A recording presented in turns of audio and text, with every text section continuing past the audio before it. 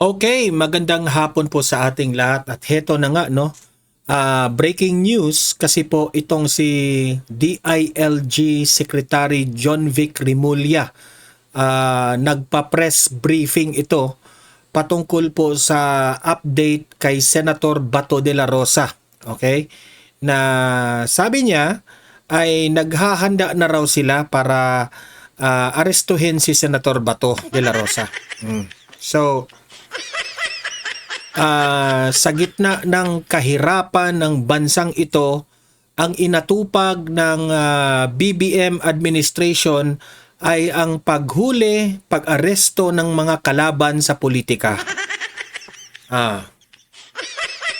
Yan po ang papanoorin natin mamaya itong press briefing ni DILG Rimulya. At nagsalita na po itong si Attorney Israelito Torion, no? Ito naman siguro yung abogado ni Senator Bato de la Rosa. Nagsalita siya dito kay sa Inday Sara Duterte 2028 movement na nangyari kahapon, no? Alam niyo naman, unti-unti nang dumarami ang mga supporters ni Vice President Inday Sara Duterte. So yan po ang papanoorin natin ha. Ano ang update patungkol sa pag-aresto ni Senator Bato de la Rosa at ano ang opinion patungkol po dito kay Attorney Torion, okay? Ano ang mga kapalpakan ng ginagawa ng administrasyon na ito? Bakit hindi dapat arestuhin si Bato pero inaresto pa rin nila, di ba? Ganyan sila kagarapal itong administrasyon na ito. Okay, pero bago ang lahat guys, bago natin yan papanoorin yung mga mahalagang mainit na video, ay gusto ko munang mag-greetings dito sa ating mga audience sa Donmar TV. Ayan. Sabi dito ni Bernardo Dragon. Good morning Donmar, happy Sunday Jan. Ayan. Good morning rin sa iyo dyan, Sir Bernardo. Irene Avituala. Ayan, hello po Donmar. Anong kasalanan ni Mabanta? Inakusahan siya ng extortion ni Romualdez. Yan. Emma Fuentes. Ayan, Donmar, shout out mo naman ang mama ko na nasa Southern Leyte na si Mama Lalay Fuentes. Hello, Mama Lalay Fuentes. Hello po sa inyo. Sa Mahayahay, St. Bernard. Ayan, Purok 5. Thanks. Lagi akong nanonood sa vlog mo. Ayan, maraming salamat, Ma'am Emma Fuentes. Shout out sa mama mo na si Lalay Fuentes. Ayan. Emma Castillo. Ayan, lagi ito dito. Kumusta ka na, Donmar? Nanonood ako sa inyo. Hindi lang ako nag-comment. Bakit ka nag-comment ngayon? Hello po sa iyo, Ma'am Emma. Ira Mendoza, happy Mother's Day din sa asawa mo. Ayan, maraming salamat, Ma'am Ira. Silva Mendoza, thank you so much, Donmar TV, for the greetings. Walang anuman. Thank you rin sa mga viewers ko dito sa Donmar TV na lagi kayong nakasubaybay rito sa ating mga vlogs. Okay? At talking about vlogs, heto po nga. Unahin muna natin, bago natin panoorin si Rimulya at itong si Attorney Torion, unahin muna natin itong si Senator Amy Marcos ibinunyag ang umano'y 5 million cash incentives para sa mga kongresistang papabor sa impeachment. 'Di ba? Si Senator Amy, baka nakalimutan ninyo, kapatid ito ng presidente natin. Meron rin itong mga intelligence na nalalaman. At marami siyang mga kaibigan dyan sa House of Representatives na nagsusumbong sa kanya. Ako naniniwala akong totoo ito na binibigyan sila ng 5 million basta pipirma ka lang sa impeachment. Grabe! Wow! Ito, panoorin natin. Yan. Paldo umano sa pondo ang mga kongresista na pro-impeachment ni VP Sara ayon kay Senator Amy Marcos. Paldo talaga. Ang problema dito, buti kung sariling pera nila ito. Ang problema, pera pa ito ng taong bayan. Kawawa tayo. At kung ayaw ng pera, kaso di umano ang panakot sa mga hindi papabor. Narito ang Agenda Weekend Report ni Dexter Ganibe ng Abante. Bravo. OMB raw ang bagong mga letra ngayong may impeachment, sabi ni Presidential Sister Amy Marcos. OMB na siyang acronym para sa Ombudsman. Sa kanyang latest social media post, sinabi ni Senator Amy na ito ang bagong panakot ngayon para bumoto para ma-impeach ang kanyang BF. Bagong panakot raw. Kakasuhan? Ganyan ka abusado itong administrasyon na ito. Kung hindi ka boboto o kung hindi ka pipirma sa impeachment, kakasuhan ka? Wow! Grabe naman yan. Mas sobra pa man ito sa martial law. Na si Vice President Sara Duterte. Dagdag pa rito ang ibang ahensya ng gobyerno na mistulang na weaponized na umano. Di ba? Di ko lang talaga maintindihan bakit ginagamit nila itong mga iba't ibang ahensya ng gobyernong ito. Kasi kapag kalaban ka ng administrasyon, kung kritiko ka ng administrasyon, gagawa nila ng paraan na ito mga ahensya ng gobyerno, no, gigipitin ka. Grabe. Ganyan sila kakapal ang mukha. OMB, nakakatakot dahil kakasuhan ka raw kapag hindi ka bumoto para sa impeachment ni VP Sara. Tama ba yun? Hindi talaga tama. Demokrasya tayo, di ba? Wala naman sigurong magdidikta sa'yo. Di ba? Ang sa atin lang, bilang kung ikaw ay isang public official, dapat demokrasya tayo. Kung ano yung opinion mo, kung ano yung paniniwala mo, dapat magrespetuhan tayo. Dito sa Marcos administration, hindi man siguro publicly sinabi nila, pero may palihim na kung hindi ka susunod sa anong gusto nila, kakasuhan ka. Siya na ang nagsabi, ha? Kapatid ng presidente ang nagsabi niyan. Nakakatakot talaga. At hindi pa yun. Nakakatakot talaga. Marcos. Marcos ka di ba? Pagsabihan mo na yung kapatid mo, Senator Amy. Maliban pa sa OMB, may DOJ pa, may NBI pa, may SEC pa. Kaya pala si Senator Bato ay huhulihin na nila. Di ba? Sino pa ba? Si Bong Revilla. Sino pa? Si Marcoleta. Ginawa na nila, plano na nila na di ba? Kung ano yung bagong gimmick ngayon ni Lacson kay Marcoleta. Talagang ikaw, wala ka ng choice. Kundi, hahalik ka na lang sa puwet ng administrasyon para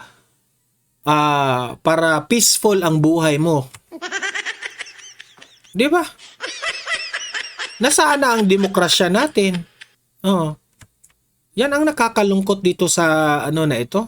Sangkatutak na kaso ang uulan sa inyo pag hindi kayo bumoto ng... Pero may latest pa niya rito. OMB para sa may budget. Dahil bumabahaan niya ng cash ngayong ilang araw bago ang botohan sa Kamara. Wow. Sabi ni Senator Amy, 5 million cash o mano ang matatanggap ng mga boboto pabor sa impeachment sa Lunes. Imagine that one. Pero hindi ito i-announce in public. Palihim yan. Sila yung, siyempre kumakalat na ngayon yung mga usap-usapan dyan sa House of Representatives. Dito natin makikita kung sino yung may prinsipyo na mga congressman. Tatandaan natin yan. Bukod pa raw dyan, ang dagdag na 3 million peso sa buwan ng MOOE ng mga mambabatas. Wow. At magkakaroon pa niya ng mga proyekto na hindi bababa sa Kaya ang mga congressman, ang yayaman nila, no? Mayaman talaga sila. Kaya marami pong gustong maging congressman. Kasi ang daming mga ganitong mga gimmick nila eh. Samantalang ang Pilipino, hirap. Wala ng pera. Ika nga, sabi ni VP Sara, totoo ito. Wala ng budget ang Pilipinas. Wala na. 150 million pesos ang halaga. Pero exclusive lang yan sa mga mag-yes. Kaya kung noan niya, Wow, exclusive lang yan sa mga mag-yes. Baka may down payment naman yan. 'Di ba? Ano na naman yan? Busog na naman ang mga kabit ng mga congressman. ang boto ng isang mambabatas, nga na lang daw. Para sa Agenda Weekend, Dexter Ganibe. Grabe ha, pero ano yan, umuugong na balita yan. Nabalitaan yan ni Senator Amy. At ako po'y naniniwala dyan kay Amy kasi chismoso rin yan eh. Maraming mga kaibigan si Senator Amy dyan sa House of Representatives. Tapos heto pa, itong si Luistro ngayon, no? Sinabihan pa niya si BP Sara na ito na sana yung pagkakataon mo na depensahan ang inyong sarili dito sa House of Representatives. Pero hindi mo ginawa. Alam mo, Luistro, ang utak ni BP Sara compared to your utak, hindi kayo ka-level. Okay? Kung sa tingin ninyo, Luistro, maipasok nyo sa bulsa ninyo si VP Sara, sorry ka na lang. Hindi po kakagat si VP Sara sa mga kadramahan ninyo sa House of Representatives. Yan. Panoorin natin ito kasi wala sa hulog na naman si Luistro dito. Sakaling maiakyat ang impeachment complaint sa Senado, last chance daw ito ni VP Sara para sumagot sa mga reklamo. Ayon kay House Justice Committee Chair Jervel Luistro, tinabla rin ng kongresista na nabibili umano ang kanilang mga boto. Ang detalye sa Agenda Weekend Report ni Isaiah Mirafuentes ng Abante. Binantaan ni House Committee on Justice Chair Representative Jervel Luistro si Vice President Sara Duterte sakaling Diba? Ang kapal ng mukha. Nagbanta siya sa isang Vice President. Di ba? Ang kapal ng mukha. Tapos, kumakalat yung video mo patungkol dahil kay Speaker. Kakahiya ka? na sa Senadong impeachment. Sa Senado, hindi na raw kasi pwedeng maulit ang tila panggughost ng bise. If I were in her shoes, I will appear because this is my life. Kasi mababaw yung IQ mo eh. If I were in your shoe, ang tanong, naging Vice President ka ba? Remember this, Luistro. Kung sa tingin mo, nakakalamang ka kay BP Sara sa mga pinanggagawa mo, sorry. Pero ngayong 2028, nakakasiguro ako, hindi ka na mananalo. Tandaan ko yan. Last opportunity to present my case. If I miss this opportunity, then I should anticipate the possibility of losing this case. Hindi mauuto si BP Sara dyan sa mga pinagsasabi mo. Or in other words, receiving a judgment of conviction. Kumbinsido rin daw siyang hindi dihado sa Senadong impeachment. Yung mukha ni Luistro, no? Kontrabida talaga. Kontrabida talaga yung mukha niya. Iwan ko na lang kung mananalo ito sa 2028 kasi ang dami nang nagagalit dito sa babaeng ito eh. Dahil mismong taong bayan daw ang huhusga sa mga senador. At the end of the day, sila kasama sa huhusgahan. Even if your political affiliation is with... Tama yan. Ang tao yung huhusga. Pero yung tao, huhusga yan kung sino ang may bayag. Sino yung matapang. Sino yung may prinsipyo. Kasi alam naman ng taong bayan na walang kasalanan si VP Sara tapos i-impeach nyo. Di ba? Sis. The Vice President, if the evidence is so overwhelming, Overwhelming ba? Ha? Ang kapal naman ng mukha mo. Overwhelming? Overwhelming kasi tinawag nyo si Trillanes, sinungaling. Tinawag nyo si Madriaga, sinungaling. Sinali nyo yung SALN. Tapos inamin na ng AMLAC na yung bangko, sabi doon, may glitch. Tapos hindi pa kayo marunong mag-explain, magpresenta doon sa transaction details ng bangko ng mag-asawang Duterte. Sinong maniniwala dyan? Kapal mo. that even the general public is already supportive of conviction. Ay, supportive? Kapal naman ang mukha mo. Baka wala ka bang social media? Tingnan mo sa social media. Lahat siguro ng balita patungkol sa impeachment, tingnan mo yung mga comment section. Sabi doon, di kami makakalimot sa flood control scandal. Flood control corruption. Alam ng taong bayan nililihis ang issue dito sa impeachment ni VP Sara. What? How can an ally of the Vice President vote against conviction? Pero bago ang Senado, mukhang kasado na rin ang botohan sa Lunes sa Kamara. Ayon kay Luistro, sa kauna-unahang pagkakataon ay haharap siya sa lahat ng mambabatas kaugnay sa impeachment. Matapos ang sponsorship sa plenaryo, uusad na ito. Ewan ko na lang kung anong mangyayari bukas, no?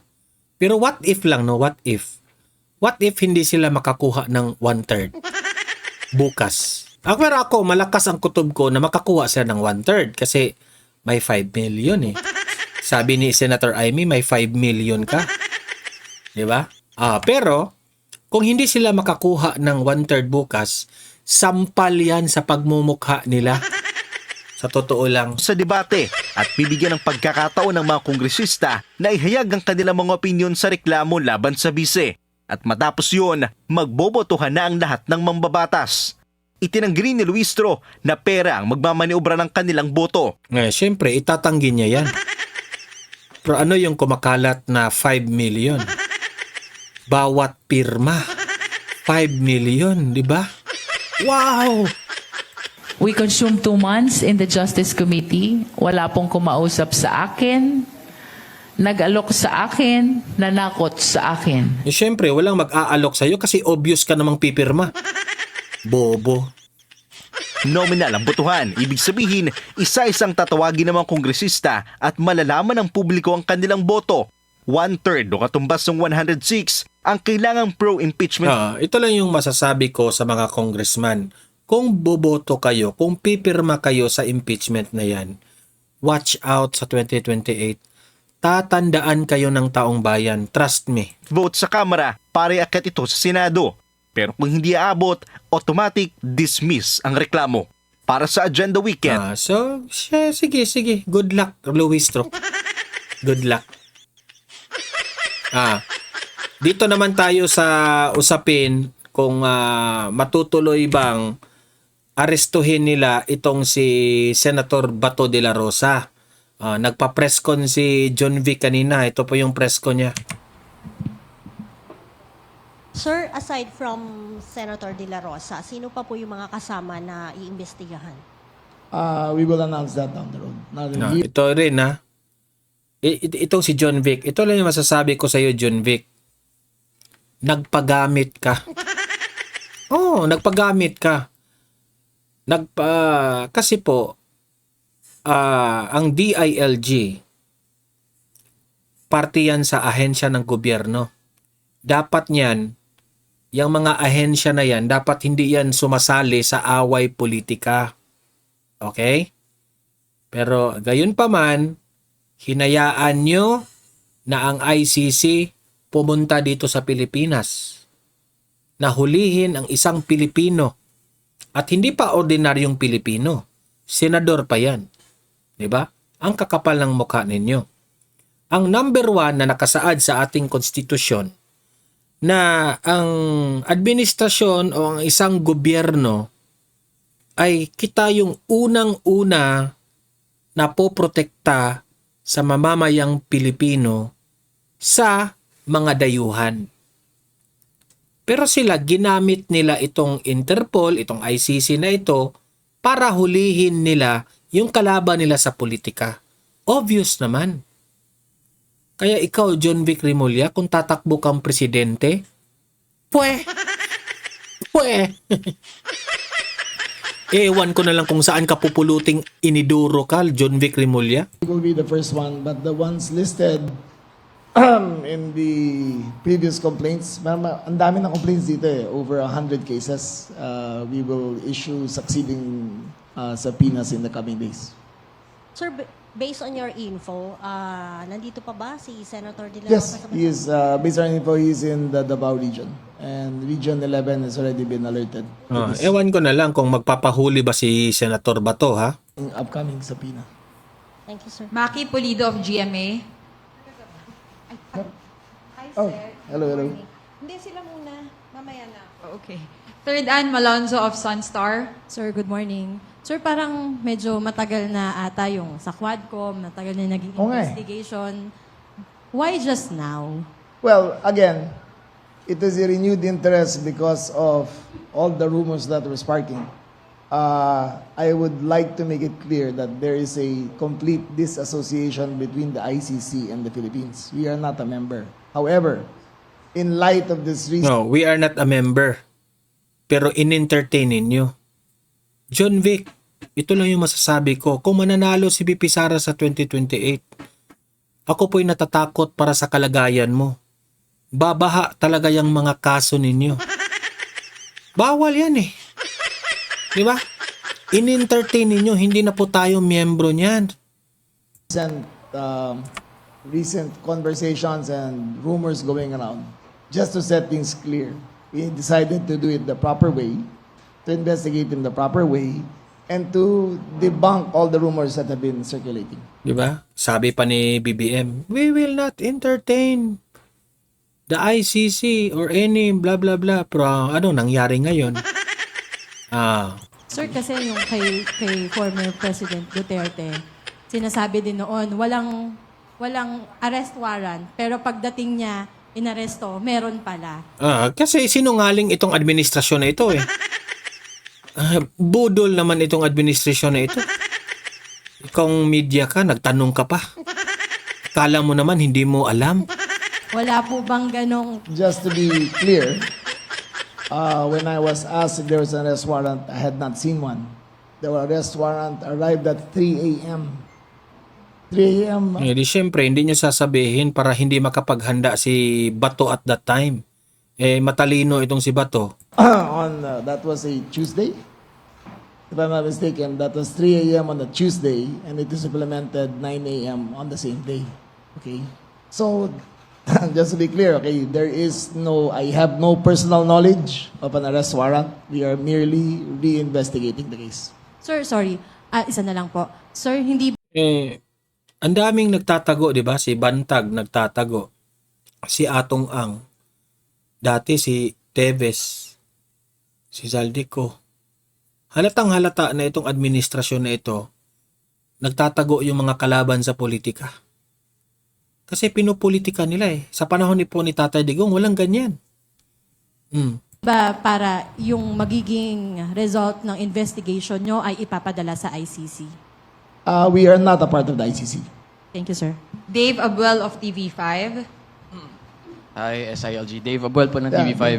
Sir, may communication na po ba from Senator Bato kung a-attend talaga Wala. siya? Bukas pa lang naman i-issue eh. So I guess if he is watching TV, this is the first time he will hear it also. But the subpoena will be issued tomorrow. Sir, without preempting yung magiging process, ano po ba itatanong sa kanya specifically? Well, we will wait for it's all related to the 100 plus complaints of EJK that occurred during his term as city director and regional director of Davao. Sir, how do we assure the public na magiging fair yung pag-treat kay Senator, given nga na naging chief PNP siya at saka... Well, we will treat him with all the respect that he deserves. He is a senator, a former chief of the PNP, a former director of the Bucor. We will, and I assure you, there will be no EJK. We will treat them with all respect. There will be no handcuffs. It is merely a subpoena for investigation, not an arrest warrant. Joan Manalo of Billionario. Michael Goyagoy of DZXL. Oh, huli na to ha. Sir, good afternoon. Sir, wala ho bang communication ng DILG with the Interpol kung with regards dun sa ICC na sinasabi na baka mayroon inilabas na red notice, sinasabi niyo wala kayong information, but No information. wala ho bang contact with the Interpol or mga communications with them with regards to that? There is none. We have not been privy to any information on that level. So in terms of dun sa kaso kay Bato de la Rosa, hindi ho ba dapat ang process ay dadaan yan sa court muna, yung merong mga formal filing of cases? But parang nangunguna po ang ngayon DILG? This is an investigation of the PNP. So you cannot file a complaint. There have been complaints. We cannot file for information without full staff work and complete investigation. And this is part of the investigation. Maki Pulido of GMA. Sec, good morning. So if it's accountability that we're after, Yes. why not just cooperate with the ICC? Tapos, regarding that, si Senator Bato lang ba o are we investigating the other police officers involved in extrajudicial killings? Number one, we are not a member of the ICC and we are not party to any of their investigations. Number two, there will be other investigations to follow and other subpoenas to follow regarding this. We have to put a stop to all of this chatter. We have to make it clear that EJK is no longer a policy of the PNP. We have to make it clear that all officers involved must be held accountable. And just to be clear, he was the tip of the spear in the EJK drive, so we will start with him and investigate down further. Oh. Okay? Not related to this, Sec. Meron ba kayong balita about Zaldico and his Wala, whereabouts? wala. I have Wala no- pa? no. Okay. Francis Orsho of ABS-CBN. Crystal Ramizares of IBC 13. Okay na?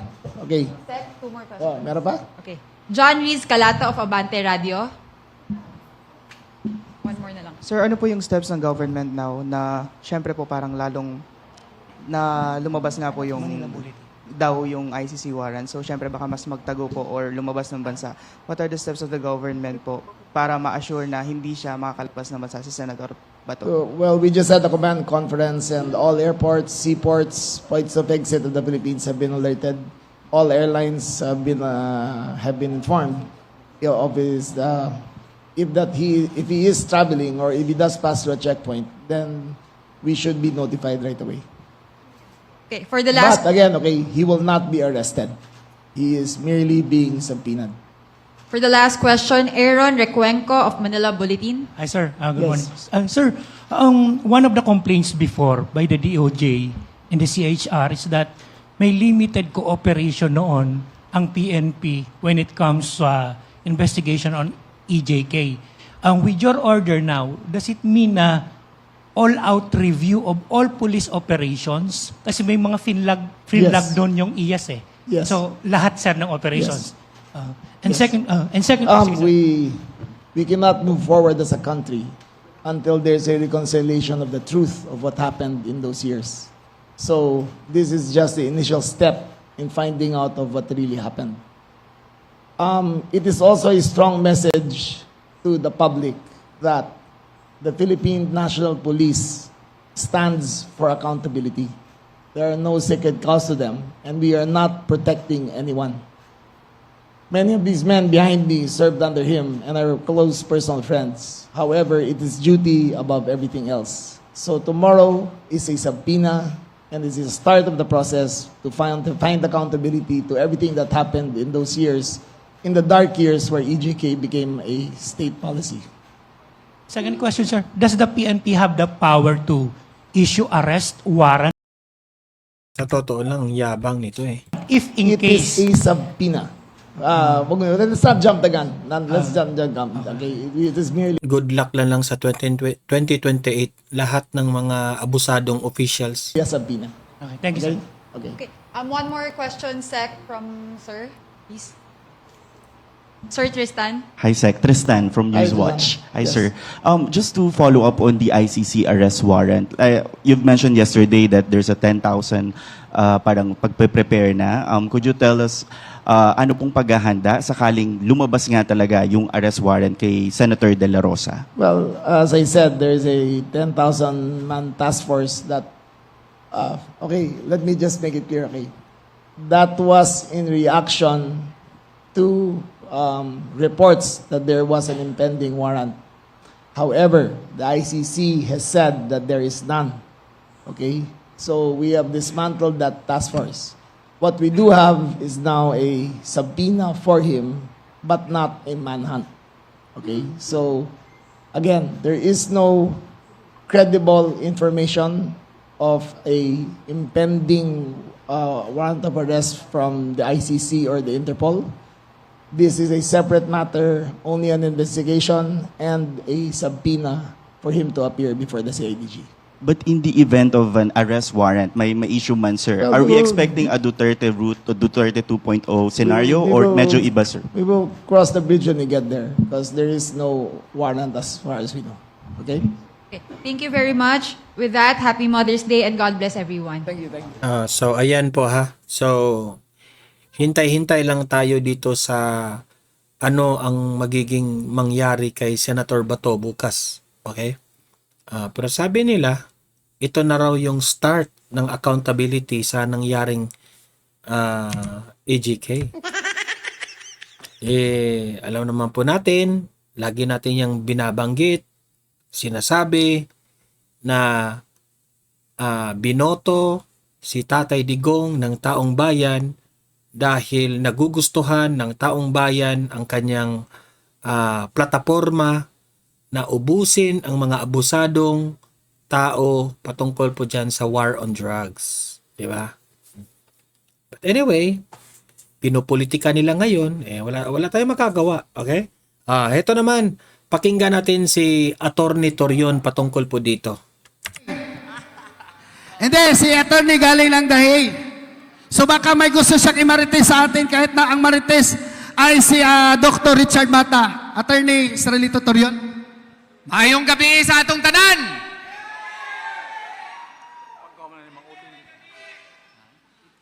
Medyo Bisaya po ito ha. Una sa tanan, akong pagyukbo sa ato ang pinalanggang kapitan, Mar Masanggid, no? Sa pag-organize ni Ining Inday Sara Duterte 2028 movement. Actually, una, mangayo yung kong pasaylo nga na-late ko. Pero siguro makasabot mo, daghang kayong balita karon, di ba? Ang una nga balita, ni gawas kaganina, nga duna na kunoy warrant of arrest against kay Senator Bato de la Rosa, no? Ni gawas na po ng balita nga nag-change og lawyer ang atuang pinalanggang si Tatay Digong, nag-withdraw si Nicholas Kaufman. So, isip usa ka lumulupyo diri sa Davao, isip usa ka Pilipino, isip abogado nilang duha, no? Labi na sa atong kaso dito sa Korte Suprema, we have to verify. Nangita tagpaagi atong gi-verify kung tinuod ba gyud nga duna nay warrant of arrest against kay Senator Bato de la Rosa. Sumaotong nadugay ko mangayo ko ninyo og dispensa. Okay? Now, sa tinuod lang, aro kung duna bagyoy warrant of arrest na si Senator De La Rosa. Apan ang atua manggong gobyerno, wala po'y klaro. Ngano man? Nganong walay klaro? Ang unang nagpagawas og balita nga dunay warrant si Senator Bato de la Rosa was on November of 2025. Kanhing DILG Secretary si Rimulya. Ingon niya na anak ko ni warrant na ako Yung point niya dito ni Attorney Torion is walang ang gobyernong Marcos is parang malabo. kuno sa iyahang cellphone na kuno siya ay kopya. Ug tungod niya to, tungod kay DOJ secretary siya, subsequently he became an ombudsman. Kinsa bagoy dili mutuo nga naa na siya ay warrant, opisyalis siya sa gobyerno. Mao kana nga ang ilahapod nga mga pulisiya, ang DOJ mosulti nga under section 17 of 9381, ingon nila nga kung duna na'y warrant of arrest kuno, kinahanglan nga dakpon dayon ang tao o ipadala dito sa Netherlands, sa ICC. Unsa nalay mahitabo sa atong konstitusyon? Unsa nalay mahitabo sa atong sa ilahang Article 50 sa ilahang Rome Statute? Maugani na nga ang atua dinhi ato yung ipaklaro kung unsa bagyoy baruganan sa gobyerno. Tungod kay kung mangutana ka sa DFA, lahi pod ang ilahang proseso. Gikinahanglan kita nga duna kagyoy klaro nga pulisiya diri sa atuang nasod. Ato sigurong hangyoon isinggit didto sa gobyerno nga duna kitay klaro nga pulisiya as to how to deal with foreign warrants of arrest. Tungod kay ngano, ang ICC dili kini siya Kortes Pilipinas. Korte ni siya of last resort. Meaning, kini siya pwede lamang dunay jurisdiction kung ang atuang korte dili na mo function or dili siya mo uyon or dili siya kaya na nga mo render og justisya sa Pilipinas. Apan sa Pilipinas, abtik ug kusgan kaayo ang atuang judicial system. Mao nga walay rason ngano ang ICC mo continue mo padayon sa iyahang jurisdiction. Mao gani kami among tubagon ang report. Kung tinuod manang ilahang gisulti karon sa gobyerno nga naa na gyoy warrant kung tinuod na, among hagiton, hangyoon na lang ang gobyerno to clear out or to speak to the public with truthfulness. Unsa bagyod ang inyuhang pulisiya? Shall we respect Philippine court processes? Ato bang respetuhon ang due process?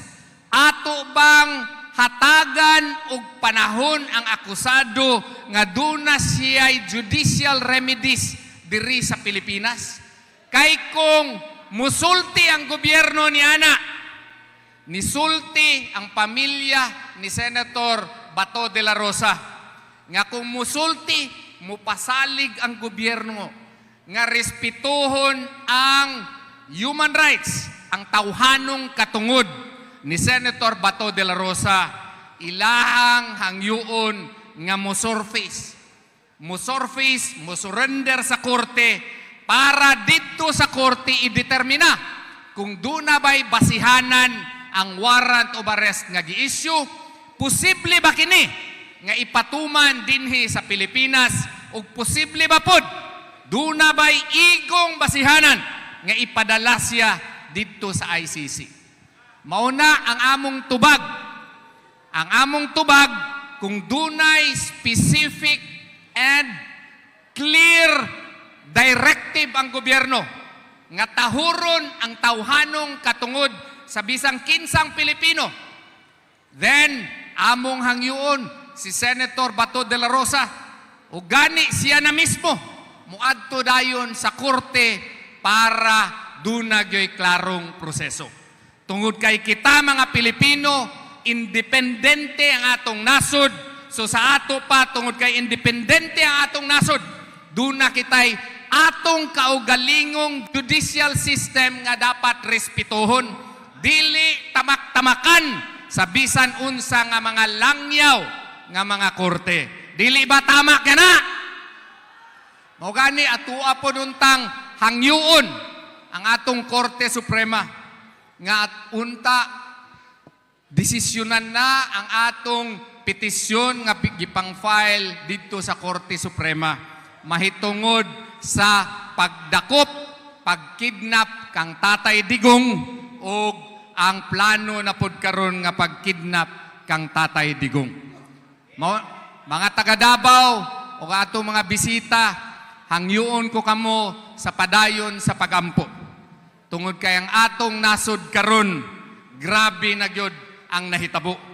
Dili na respetuhon ang atong mga processes sa korte, dili na pod respetuhon ang atong mga katungod. So mao na nga ako kamong gihangyo nga karon maghiusa gyud kita, magpadayon kita sa pagampo kay Allah Subhanahu wa Ta'ala nga hinaot unta malampasan ni natong mga grabe nga problema karon. So salamat kayo sa inyong pag-anhi, salamat sa inyong suporta sa Inday Sara 2028 movement tungod kay ngano para kini sa atuang mga kaugalingon ug para sa atong mga anak. Ang atong pinalangga nga VP Sara Duterte ato yung tabangan. Ato yung isigurado nga duna siya'y makabungog nga buto dinhi sa Mindanao. Kaya ba nato na siya? Ato yung isigurado nga mudaog si Inday Sara karong 2028 kay nakita na ninyo ang karon nga administrasyon. Grabe ang pagpangurakot, grabe ang gihimo sa atong mga pundo nga wa na takasabot kung asa ta paingon. Mao gani nga karong 2028 isiguro gyud nato nga si Inday Sara Duterte ang mulingkod sa Malacañang. Pwede ba na? Maayong gabi ug daghang salamat sa atong tanan. Thank you and may Allah Subhanahu wa Ta'ala bless us all. Ayan, so yan tulungan natin si VP Sara. Kasi yan lang naman po ang tanging solusyon sa lahat ng problema sa Pilipinas eh. Alam kong iiyak na naman ang mga dilawan at mga loyalista dito, pero if you are being practical, no, sa mga lahat na walang pera yung administrasyon kasi naubos na sa kakurakot nila. Wala nang big ticket projects. Pati yung PhilHealth pinakailaman nila. Kalusugan pa yan ng mga mamamayang Pilipino pero pinakailaman nila.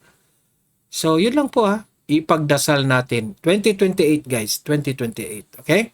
So ayan kay Senator Bato de la Rosa ipagdasal rin natin kung ano man ang magiging mangyari kay Senator Bato ay nasa kanya ang Panginoon. Gabayan siya ng Panginoon. Okay? So, ayan. Mag-like and share dito sa video natin guys, no, para kakalat ito sa taong bayan. At mag-comment kayo, mag-react kayo sa inyong opinion patungkol po sa mga tinalakay natin. Basahin natin yan sa comment section. Sa mga hindi pa nakasubscribe, subscribe na po kayo kasi libre lang po ang mag-subscribe para lagi kayong updated sa ating mga balita. Okay? See you in my next video. Have a great day, have a great night. God bless po sa ating lahat. Mabuhay ang Pilipinas and God save the Philippines. Bye-bye.